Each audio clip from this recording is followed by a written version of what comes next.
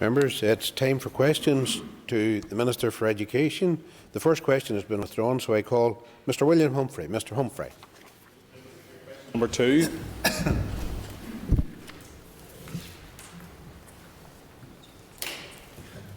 Sorry. Call the Minister. Minister McIlveen is pleased to advise that she has agreed the development and delivery of a Platinum Jubilee education programme to mark Her Majesty the Queen's Platinum Jubilee. The Jubilee education programme will comprise 5 main projects.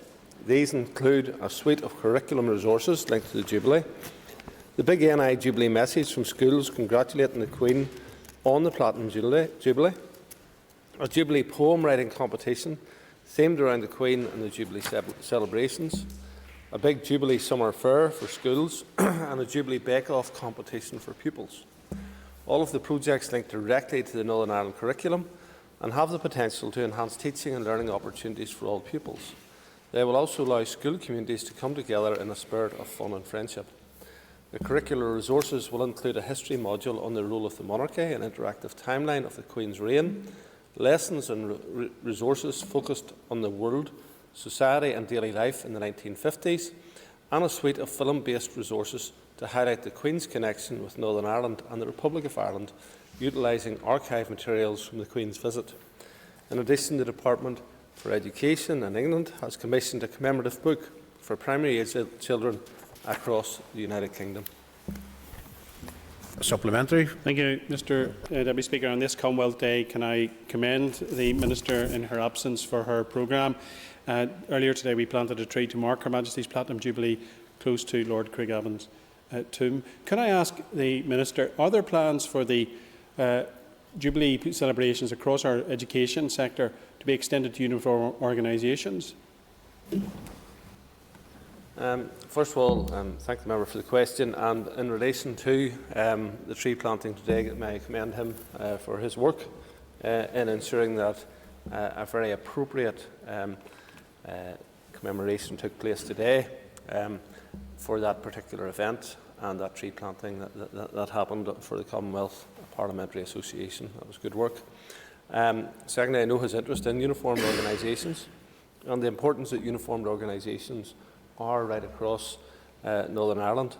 So in finalising the development of the programme, the Minister has specifically asked her officials to consider how they might work with uniformed organisations and other youth groups on Jubilee projects to see how they can be involved. Call Stuart Dixon. Thank you very much, Deputy Speaker. And like the previous question, I'd like to pay tribute to the Commonwealth Parliamentary Association in this Assembly for planting the tree today to mark Her Majesty's Platinum Jubilee. Can I ask the Minister, and it's probably opposite as he's also the Agriculture Minister, would he have any plans to provide trees to any school in Northern Ireland that wishes to have a tree to plant to mark this year? Absolutely. That's something that we can give an assurance on. So in terms of tree planting, any schools that would require trees, we have an ample amount amongst the Forest Service there, and we would be able to engage with the Education Department in the distribution of such. I call Alan Chambers. Mr. Deputy Speaker, question 3. Thank the member for the question. In terms of Priory Integrated College, it was announced as one of the major capital investment projects to advance to planning under the original Fresh Start announcement in March 2016. As Priory Integrated College is a controlled school, this project is being managed by the Education Authority. In common with all of the Department of Education's major capital projects, this project is following the Royal Institute of British Architects plan of work. In February 2020, the Education Authority successfully completed the appointment of an integrated consultant team to carry out the design of the proposed Priory Integrated College. Following the completion of a technical feasibility study, a business case was produced. This was approved by the Department of Finance in August 2020, identifying the preferred option as a new build school at a site off the Old Hollywood Road close to Redburn Country Park. The new facilities will cater for the school's approved enrolment of 600 pupils, providing a brand new handbook, compliant school building along with indoor and outdoor sports facilities. The REBA Stage 2 concept design was approved by the Department in January 2022. The detailed design of the scheme, REBA Stage 3, is now ongoing with the integrated consultant team, working closely with the school to ensure the design meets their needs. It is anticipated that a planning application will be submitted later this year. Supplementary from Mr. Chambers. I thank the Minister for that update. Would the Department have any concerns that increases in building costs and potential shortage of materials could have a negative effect on the Department's planned rebuild and refurb of education facilities across the sector? Yes, that is a very important issue that the member has raised. The construction market has been affected by sustained increases in cost and availability of materials, with significant cost increases noted in early to mid-2021 and continuing throughout the rest of the year. While the rate of cost increase has now slowed, prices remain significantly higher than they were this time last year. And as a result of the current conflict, we are into a very uncertain period, both in terms of material being available and indeed the cost of that material. Consequently, some projects are now facing costs which are significantly higher than the approved business case or indeed the tendered costs. So the Department of Finance introduced a procurement advice notice to provide a remedy for contractors that have been subject to significant and unforeseen cost increases, and this has been applied to projects across the capital programme where applicable. Going forward, a specific clause will be included on new contracts, which will permit inflationary pressures to be taken into account, and business case addendums will continue to be prepared to take account of increasing rates for materials during the life cycle of the capital projects. I call Stephen Dunn. Thank you, Mr Deputy Speaker, and thank the Minister for the positive update on this much-needed new building, Priory Integrated College for Holywood and for the wider North Down area. Can the Minister provide an update on other capital projects within the North Down constituency? Yeah, well, we can. In Sullivan Upper School, for example, there's new classroom blocks to replace temporary mobiles, refurbishment of Art and Design Department, and an extension renovation of the 1938 extension at the main entrance, and that's costing around £4 million. Glencraig Integrated Primary School, that scope of that project is yet to be confirmed, but a design team has been appointed in August 2021, and a technical feasibility is underway to scope the project, but there's been £3 million set aside for that. St Columbanus College in Bangor, the design team has been appointed, and REBA Stage 1 is with the Department for review, and that's an investment of around £4 million. Kilcooley Primary School, there's been a procurement of a design team, has already commenced for an investment of £4 million. And Clifton School in Bangor, again there's been an appointment of a design team due in March 2022, this month, and £4 million being spent at that facility. I call Rachel Woods. Minister for his answer so far, and apologies, I think the Minister did cover this in his original answer, but I couldn't hear. Could the Minister confirm when a planning application is due to be submitted? And also, through Fresh Start funding, could the Minister outline if there exists any time pressures to have Fresh Start funding spent by? Okay, well, in terms of Fresh Start, obviously there's that funding is available. Northern Ireland Water, for example, have advised at the ICT that there may be issues with the water network capacity in relation to Priory Integrated College, and that's an issue that has arisen on a number of departments' capital projects, and that is obviously an issue which is causing some concern to the planning element of the project. I call Mervyn Storey. Number 4, Deputy Speaker. Thank you, Mr Deputy Speaker. There has been considerable progress to a date on delivery of the actions contained within the report of Fresh Start. On 16 December 2021, Minister McElveen provided an update report to the Northern Ireland Executive and Northern Ireland Assembly outlining the progress. The report is an ambitious, long-term action plan with 47 actions spread across 6 years. The focus of the report is very much on early years, and the Minister has been keen to make progress quickly. First Start related programmes in North Antrim area include the Education Authority's Youth Service Horizons programme. Horizons is a 2-year development leadership programme designed to help address underachievement in 21 areas across the province based on the Education Authority's Youth Services Assessment of Relative Needs. The programme will target young people aged 15 and over. The northern locality of the Horizons programme is being funded as part of Key Area 5 of the First Start Action Plan.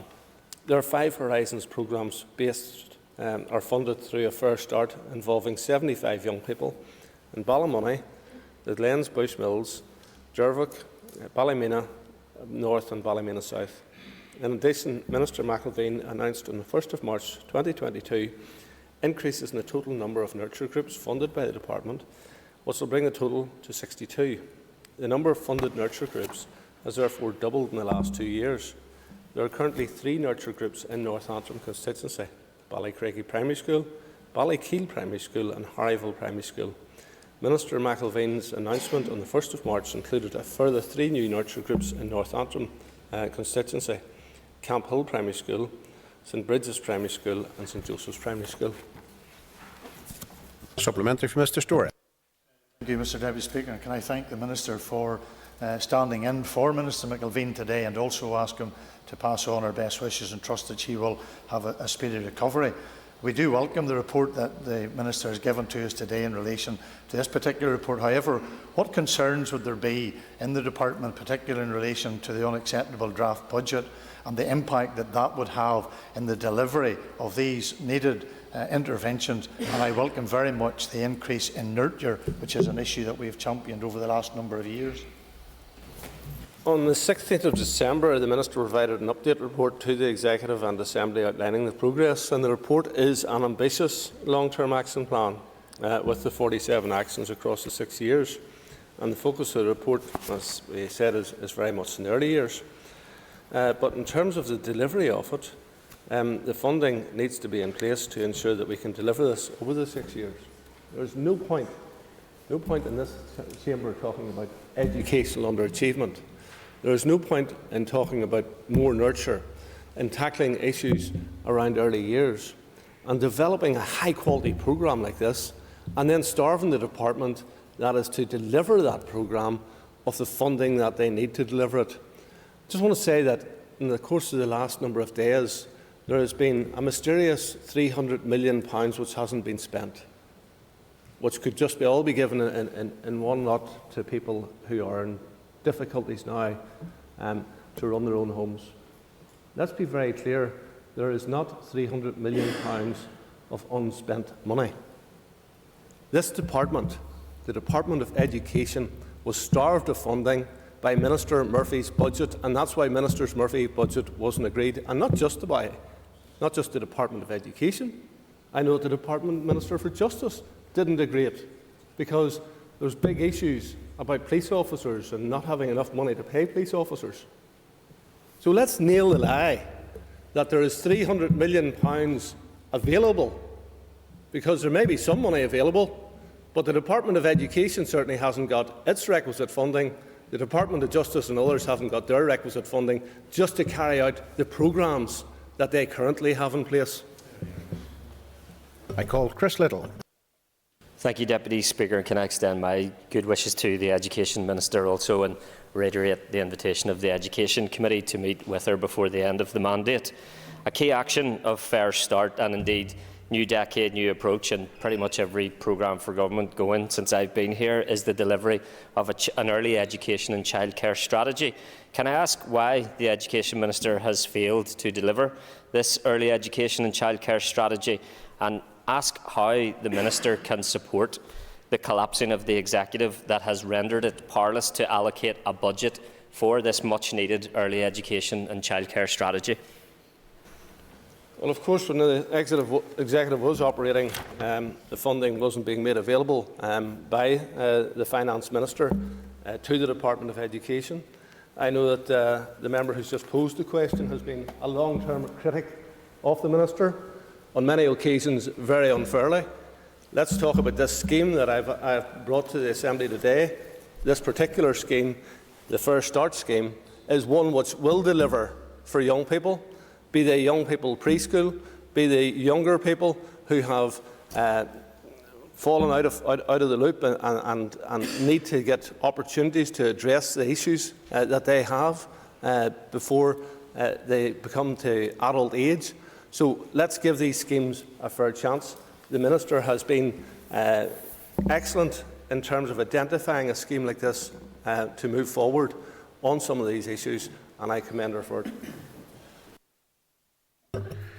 Mayor Aisling Riley for Newcastle. I call Aisling Riley. Have you an update on the independent review of education, and will the panel undertaking that work draw on the First Start report in the course of their review? No, I haven't an update on that at this stage, but in terms of reviewing this particular piece of work, obviously there's a considerable rollout of the scheme to happen before we get to a review stage, and it is important that we give this scheme the opportunity to move forward. So having the appropriate funding in place to deliver it is critically important, and whilst we all recognise the needs of the Department of Health, let's be very clear, that shouldn't be at the expense of children's futures, of children's education. Let's be very clear, children suffered more than most as a consequence of COVID, and the circumstances where they weren't able to attend school, weren't able to mix with their peers, and it is important that children get every opportunity. And therefore, I would press upon everybody in this Assembly to be supportive of the Minister of Education in seeking to get the appropriate budget from the Department of Finance, and that Mr Murphy will step up and ensure that children do not suffer further as a consequence of his budgets. Mayor Daniel McCrossan, Castlebar. Deputy Speaker, and thank you, Minister. I too would like to add my well wishes to the Education Minister for a speedy recovery. Minister Poots, given the fall of the Executive and the cross-departmental nature of the recommendations within the final report, does the Minister have any concerns that the 47 actions in the report may be delayed or indeed not delivered at all? Well, in terms of the fall of the Executive, we all want to ensure that is for as short a period as possible. And we all know what the problems are around that, and therefore we need to address those problems, and let's get back to the business that we really need to be doing. The ministers in each of their departments have been working extremely hard, but where there are those challenges of a cross-cutting nature, that is going to lead to problems, inevitable problems. And therefore the importance of ensuring that we have a system of governance where people actually elect people to make their laws, as opposed to people making laws for here who have no elected mandate to do that, then the better for all of us. And I'd encourage each and every Assembly member to support us in seeking to ensure that democratic accountability remains and that laws aren't made in Brussels to be applied here with nobody holding Brussels to account for making those laws. And we move to the next question called Jim Allister. Now that the House has voted to pass the Integrated Education Bill, the member's question relates to when, rather than if, this bill becomes law. The clear answer is that the Minister of Education does not think equilibrium across this education sectors is possible under this bill.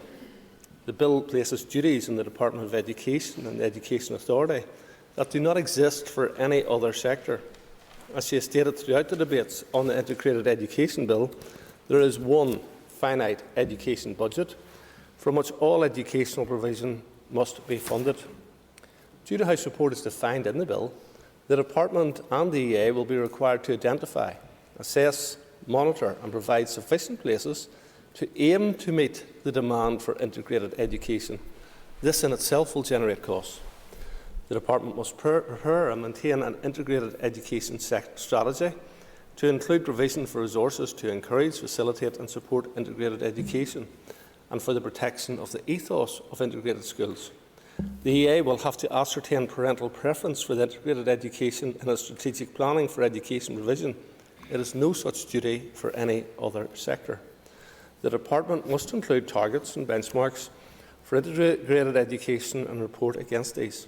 The Department has no other such duty in relation to any other sector, but rather seeks to ensure, as far as possible, with regard to high-quality, sustainable education and cost to the public traverse, that children are educated in accordance with the wishes of their parents. To suggest that any of the statutory requirements can be delivered without impact on every other sector is disingenuous. The Minister of Education is clear that the Integrated Education Bill will impact on every other sector, and that this will be to the detriment of schools in every other sector.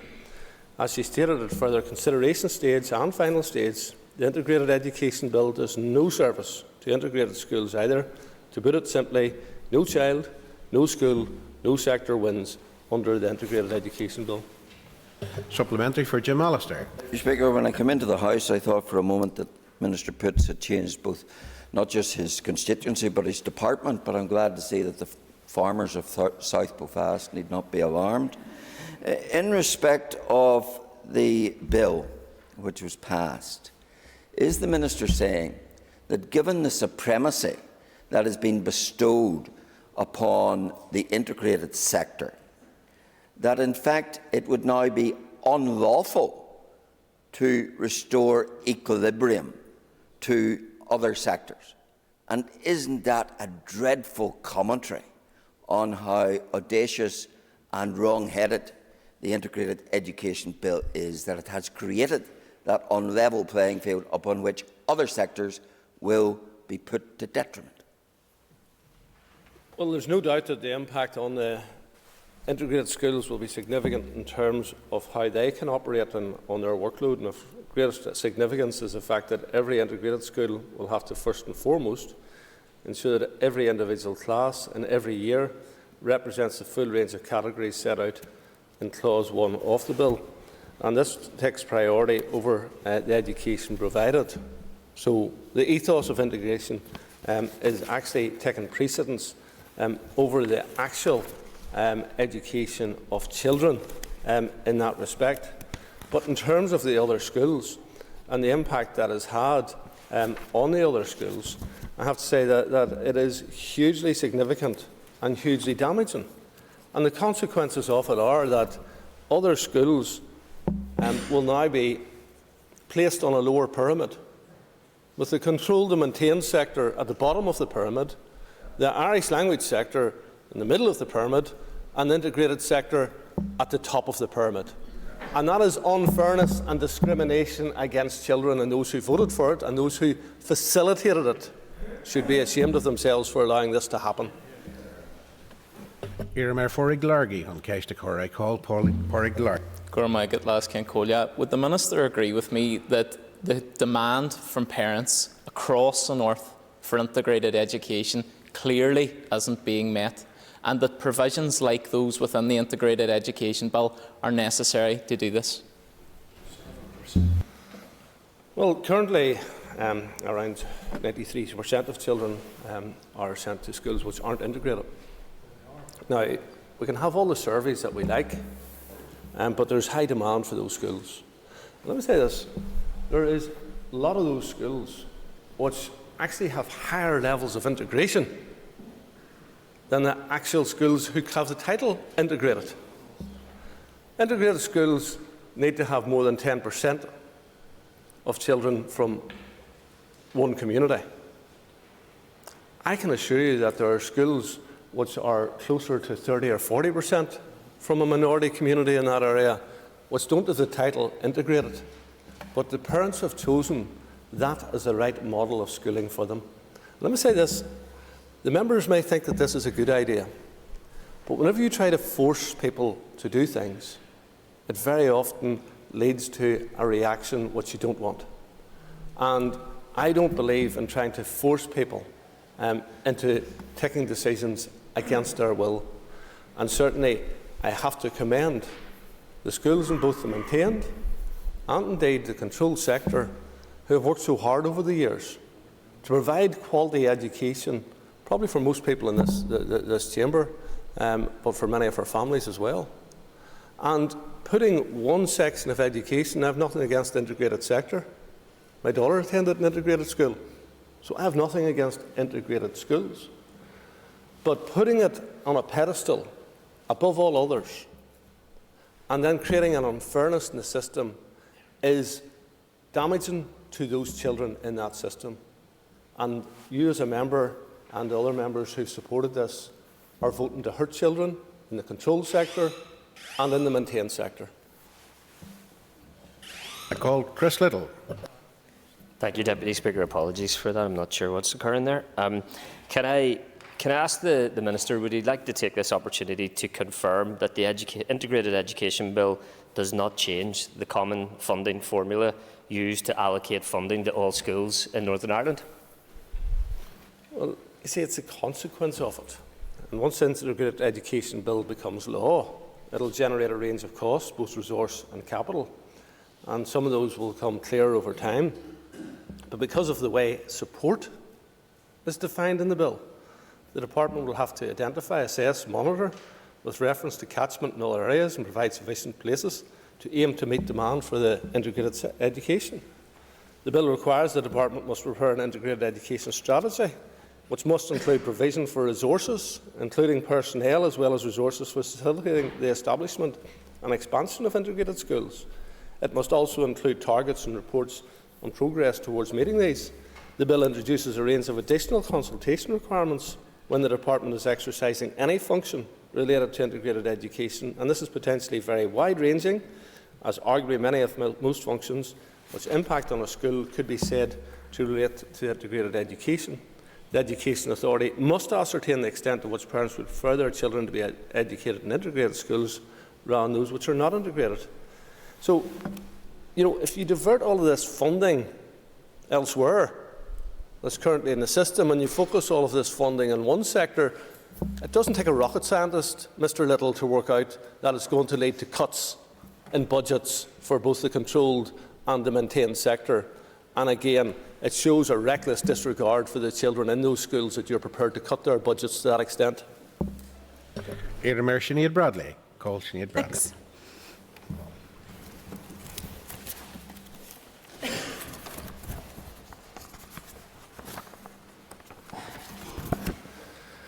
The Department of Education is currently reviewing the use of restraint and seclusion in educational settings. Interim guidance issued to educational settings on the 10th of May 2021 by way of a DE Circular 2021/13. When the review is complete, a report including any proposals for change will be provided to me for consideration, or provided to the Minister for consideration. Sinead Bradley. Supplementary question for Sinead Bradley. Thank you, and I thank the Minister for answering the question, because some of the answers, I have to say today, didn't match with the questions in front of me. So in terms of this particular question, can the Minister, it would be helpful to have a timeline for that review, but can the Minister give an assurance that the nurture provision, the nurture rooms in schools are not used merely as a place to go because there is an absence of tailored SEN provision for many children? And can he also give an assurance that the layouts of those nurture rooms will be at a very minimum the department standards? Well, again, there's a demand for additional funding from the member, in spite of the fact that many schools they will have less funding as a consequence of the Integrated Education Bill. During 2020, the Minister's predecessor asked officials to consider the issues of restraint and seclusion, including the appropriateness of existing guidance in partnership with relevant stakeholders, and report back on those findings and recommendations in due course. So when that review is complete, a report, including any proposals for change, will be provided to the Minister for their consideration. That concludes the period for listed questions, and we'll now move to 15 minutes of topical questions. Topical questions 3 and 9 have been withdrawn. The Restraint, Antrim, Justin McNulty Kestikar. I call Justin McNulty. Does the Minister respect our teaching workforce? And if so, why is the Minister not moving to provide an acceptable pay offer for our teachers, especially in the context of the 2 years of hell they've just experienced? Call the Minister.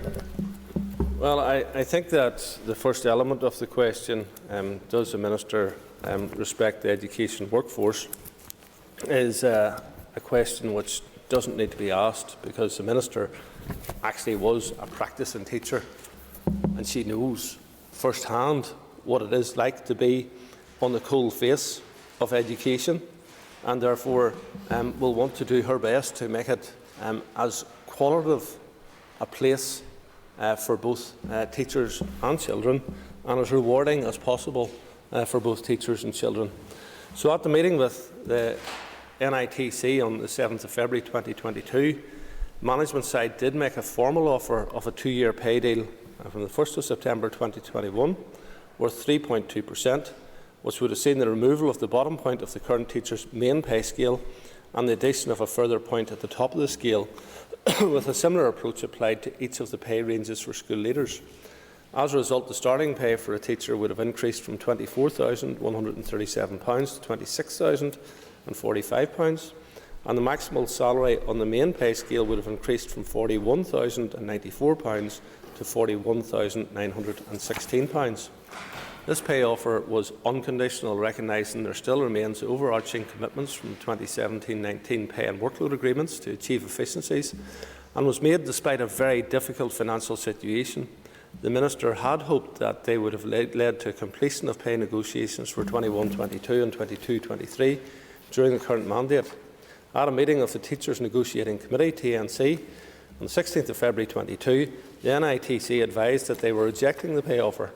Management side have already engaged with NITC representatives on the 3rd of March 2022, at which management side restated their commitment to continuing with the progress made to date and to work closely with NITC colleagues to explore what remains possible to secure a positive resolution. Cash Brescia, Just McNulty. Supplementary question for Just McNulty. Thank the Minister for his answer thus far. In terms of teachers being exasperated, I know the teachers of St Catherine's College in Armagh, where they have 1,100 students and they have no green pitches. I was out there planting trees with Mr Timlin a number of weeks back, a wonderful scheme rewilding the Callan. But they're exasperated because there's no green pitches, no green space for the girls on site. Can the Minister commit to providing a green pitch for St Catherine's College in Armagh? Well, I'm certain that the Minister will want to ensure that the young people in Armagh will have as good an opportunity to have the facilities that they need for their education, for their recreation, for the sport and training element. Now, I know that the member is keenly into sport and recognises the importance of that to education. But again, before that judgment can be made, the consequences of what is in the Integrated Education Bill will have to be taken into account. So if there's a greater demand for integrated education in the city of Armagh, for example, well, then this will have to step back while the other facilities that are needed to meet that demand are met first. So the member may be only learning now what the consequences are of the decision that he and others made last week.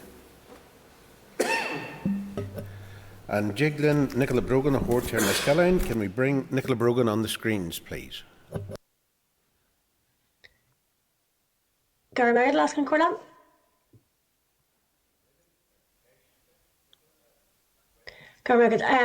Minister, you will be aware that the rising fuel costs have affected many families and sectors right across the north, including the bus and coach sector, and with that, those bus operators who are responsible for transporting our children to and from school.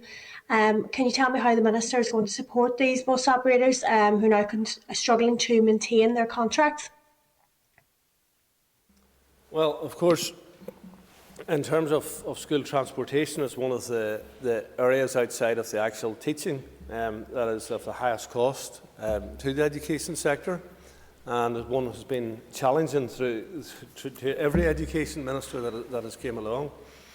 In terms of the transportation sector, they are facing unprecedented rises in costs, and therefore that is something that each and every department needs to be looking at. For each sector that they serve. One has to wait and see if the hikes in fuel are going to be on a more permanent basis, where they're driven by people just going out and panic buying, because the price of oil at this moment in time would not reflect the price of fuel at the pump, and therefore a decision needs to be taken whenever we see what the more permanent circumstance is going to be. Ceist Brescia ag Nicola Brogan. Supplementary question for Nicola Brogan. Garmagad Laskin Corla, August British Session Ira Fossa. Thank the Minister for his answer there. Minister, I've already written to the Education Authority outlining these very serious issues and how many contracts are going to have to be abandoned because the contractors simply cannot afford to run the buses anymore. So can Minister Poots tell me if Minister McElveen will work with senior management within the Education Authority to find a resolution for these bus operators so that our children can still be transported to school safely? Of course, the Minister will absolutely work with the Education Authority to ensure that transportation is available to them. They'll also be looking at contracts to ensure that contracts are upheld by the transport organisations. And we'll look to see how, if those organisations need assistance, how best that can be placed. Question 3 has been withdrawn. So in Jiglan, Emma Sheeran, the Horcher and the Skyline. Can we bring Emma Sheeran on the screens, please? Ceist Dugat, Emma, question for Emma Sheeran. Thank the Minister for his answers thus far. An issue that's always raised with me as a representative from a rural constituency is the lack of consistency that we see across the board outside our rural schools. Can I ask what the Minister is doing to tackle the issue of road safety outside schools and the fact that in different areas different standards apply and different speed limits exist outside our schools? Well, of course, the department responsible for road safety is the Department for Infrastructure.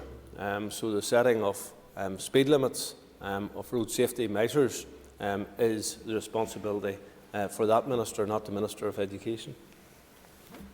Ceist Brescia ag Emma Sheeran. Supplementary question for Emma Sheeran.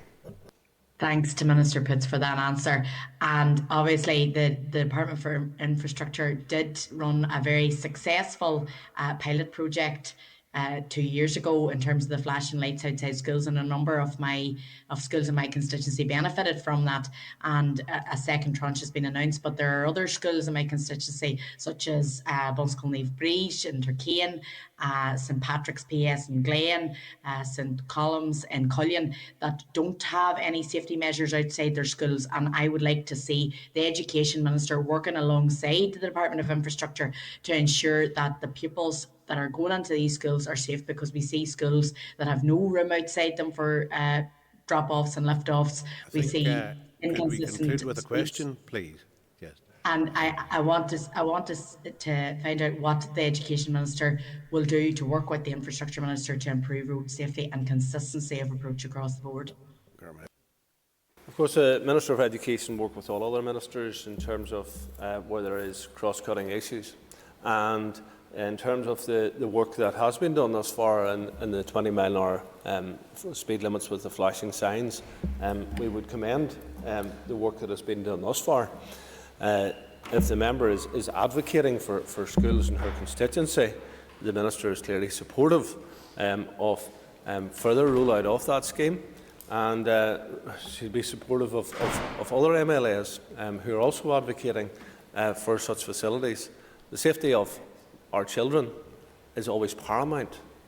You know, when we watch those children in Ukraine, it is something which is causing all of us deep anxiety and pain, and how fortunate we are. But we need to ensure, where possible, we provide safety for our own children, and therefore any steps that can be taken to improve that will be welcomed by the Department of Education, including the rollout and the further rollout of that scheme. Call Rachel Wood.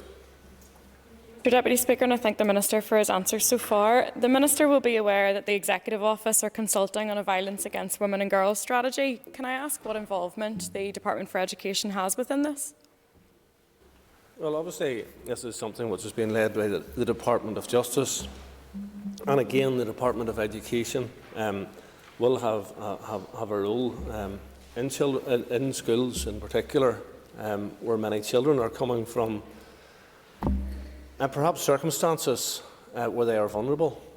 We must recognise that there are around 3,000 children in Northern Ireland on the at-risk register, and that is something which should be of huge concern to every one of us. Not all of them are young women, by the way. Many of them are young men and young boys. And therefore, whatever education can do to protect children, be they male or female, and there is significant courses of work within the education sector and reporting lines to social care and so forth that are in place, and many children are actually safeguarded as a consequence of going to school. And it was noted during the lockdown period that children were at greater risk because of their inability to attend school. Now, I know some members in here weren't that keen on children returning to school. I would say that it is a great thing that children did return to school, and that those members in this House who were advocating against the return to school, maybe on behalf of a relatively small number of people, and I see a couple of members saying to the other, I wonder who's that he's referring to, but maybe that speaks for themselves. But in respect of that, having children in school is a huge asset to the women and children strategy, in that the reporting lines are much stronger through that. Supplementary for Rachel Wood.